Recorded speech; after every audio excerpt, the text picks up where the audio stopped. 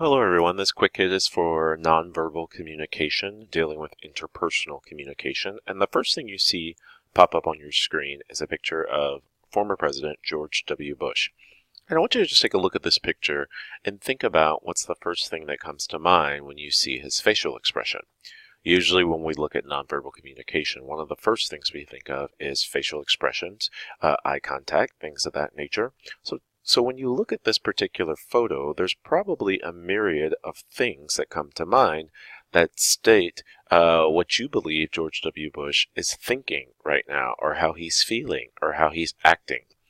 And that's the thing with nonverbal communication. Some of you might have defaulted to he looks bored, he looks uninterested, he looks like he doesn't want to be there. Or some might think that he looks like he's thinking, he's contemplating, he's probably listening intently to the speaker. And no matter whichever you think, you have to look at this picture, look where it's taken. You see the United States photo or United States plaque that's right there. He's probably at the United Nations or at a NATO meeting or something along those lines. So when other people see this particular photo, knowing who this person is, knowing where he comes from, knowing what country he represents, they could get an idea or a sense about how we as Americans are, or how he is as a person, as a president, just by looking at this picture, when in reality, that might not be the case at all. And that's the thing with nonverbal communication, is we have the ability to misconstrue other people's nonverbals, and you probably, when I say you, I mean you listening to this, and me too, me recording this, we all probably do it fairly often. Why? Because when we look at nonverbals, we typically go by our frame of reference, and some of us don't ask questions to confirm whether that person is feeling a certain way or not. So when you look at this picture of George W. Bush, sure, it may look negative, but it actually could be his I'm sitting here listening intently face. I'm sitting here watching you, the speaker, because I have a question as soon as you're done type facial expression. But the problem is, as I said before, we tend to misconstrue.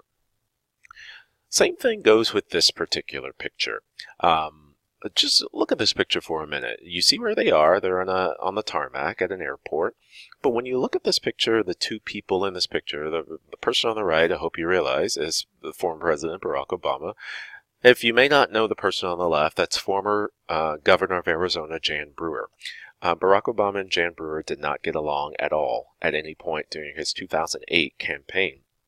She's very far left. She's to the right. He's to the left when it comes to political leanings. And they never got along and had numerous spats within the political campaign for the 2008 presidential campaign. This particular picture was snapped during Barack Obama's trip to Arizona. It was very early in his first tenure as president, his first term as president. And I believe he was going there to talk about immigration. Jan Brewer had just written a book, and she asked Barack Obama to read the book before he came so they could discuss it. And you're probably wondering why she's there if they didn't get along. Well, as customary, no matter what your political leaning is, when the President of the United States, he or she, comes to your state, you as governor meet them on the tarmac to meet and greet them to your state. So that's what she is doing right there. But if you notice one thing, she's pointing her finger in his face. Now, I don't know about you listening to this quick hit, but I know when my mom pointing her finger in my face like that, I knew for a fact I was in trouble. And I'm willing to bet most of you out there, the same thing were to happen. So when this picture was snapped, I was in grad school getting my master's degree, and it was breaking news all over. It was breaking news on CNN, MSNBC, Fox News. Didn't matter what channel you watched, it was breaking news, because you see her pointing her finger in the face of the President of the United States. And people were giving stories for both sides. They were saying, there's Jan Brewer again, disrespecting the President of the United States, talking down to Obama like she has been. She's not respecting him, even though he won and he's now President of the United States. But on the other side, they were saying the same thing about Barack Obama. They were saying, there he is, being meek, being tender, being mild. He's not being aggressive enough. He's letting this person walk all over him. He needs to be more aggressive and stop being so nice. When in reality, all that's happening in this picture is a conversation talking about Jan Brewer saying, now you didn't read my book, now did you? Making a lighthearted joke to the President of the United States, or then President of the United States, Barack Obama, but the person that snapped this photo got the best picture possible. The reason they got the best picture possible? Because almost everyone misconstrued this picture. Almost everyone gained some sort of idea as to what's happening. Once again, that's going back to nonverbal, how we see something based on our frame of reference, we make meaning of it, but in the end, it might be something totally different. The nonverbal tends to misconstrue. So I want to go to the categories of nonverbal communication. There are several categories you need to be aware of. This is also in your textbook. Some of these are not in your book, but you do need to be aware of them. The first category is kinesics, dealing with eye contact and gaze. And when you look into your textbook gives a definition of something very specific under kinesics called oculesics, and that's dealing with the eyes. But when we talk about gaze, that's a visual connection. And typically when you connect visually with someone, don't think of this as staring. This is more in a sense of a power. Think about the United States of America, what we learned in the chapter on culture. We here in America love eye contact. And what happens when people don't give us eye contact? We think you're not trustworthy, you're not telling us the entire truth, maybe you're being deceptive, and in some cases you're just flat out lying. But have you ever tried to give someone eye contact and then you're looking in their eyes as you're speaking to them, and what's the first thing they do after about 3 seconds? They tend to look away, don't they? So when they look away, that could signal that you have power in that particular conversation. You are giving people that visual connection. Not only that, when you have eye contact, it lets people know that the channel of communication is open, meaning I am here ready to communicate with you. Why I am giving you my eye contact, giving you that visual connection to let you know communication is present here. Typically, when we don't give people eye contact, it can give us insight into the nature of that relationship. I say typically because not every time does that automatically qualify. Not only that, kinesics, dealing with the body, this is facial expression, your posture, your gesture. Are you sitting up in your seat when you're at a board meeting, when you're at work? Are you gesturing when you are giving a public speech, things of that nature? How is your facial communication? What management are you using when it comes to facial expressions in order to communicate your feelings? The second is proxemics. It sounds like proximity. That's dealing with distance. And your book talks about 4 types of zones. When we talk about proxemics and zones, we're talking about the intimate zone, the personal zone, the social zone, and the public zone. And the question about proxemics is, who do we let into these particular zones? If you go back to the textbook, it gives you the specificity in terms of numbers of where these zones go in and out. But what I want you to be aware of is when it comes to each one of these zones, especially intimate and personal, who do we let into those zones and who don't we let into those zones? That can communicate something about yourself in regards to that relationship without you even having to say a word. Think about this. If you're at a restaurant or a bar or a club or even at Starbucks and people sit down next to you, maybe they're creeping into your personal zone or your intimate zone, do you scoot your seat over? Do you take a step back? Similarly, can that person read what it is that you're doing? If you take a step back, do they then follow with another step to stay in your personal or intimate zone? Or do they get that particular cue and say, okay, they don't want me in that zone? Not only that, there are people that we let in our intimate and personal zones sometimes, but there are other people that we have relationships with that we do not let in our zones. And when it comes to proxemics, something I want you to be aware of is territoriality. This really isn't mentioned in your textbook, but it goes along with proxemics and distance. Territory, what we lay claim or what we have claimed ownership to, but we don't really own.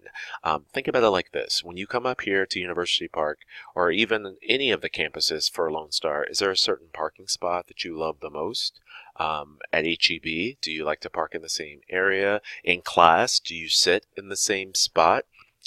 This typically happens to most students in my classes. They're still sitting in the same seat they sat in on the very first day.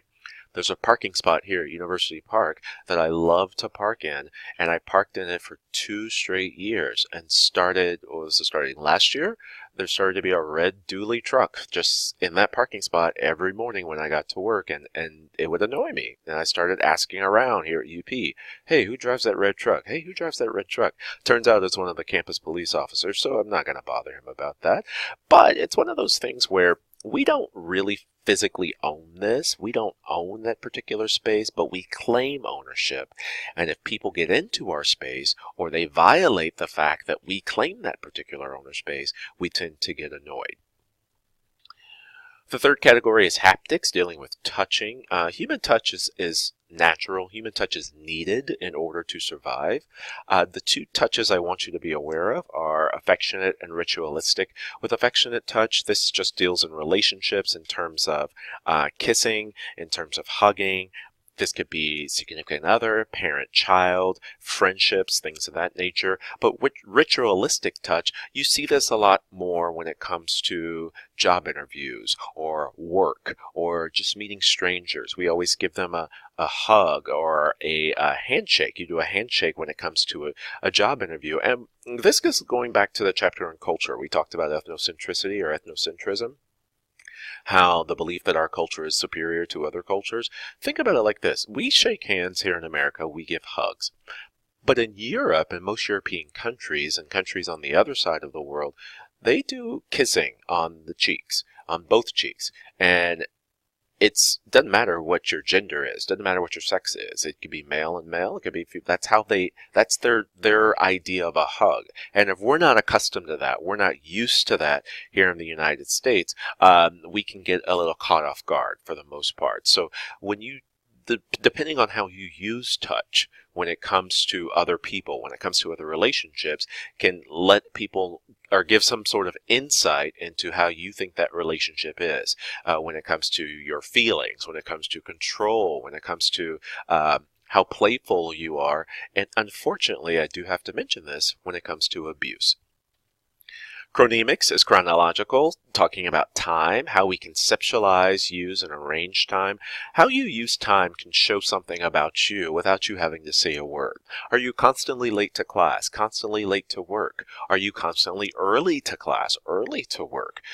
Sometimes some people in the job market or in the job field will say, you know what? I have this big time client that I'm going to give off to someone who works here. Should I give it to Mary? Mary constantly comes in early. She never clocks out late. The last time I gave her a big client and told her to do this requisition, she had it to me in 3 weeks, and I was expecting her to do it in 6 weeks.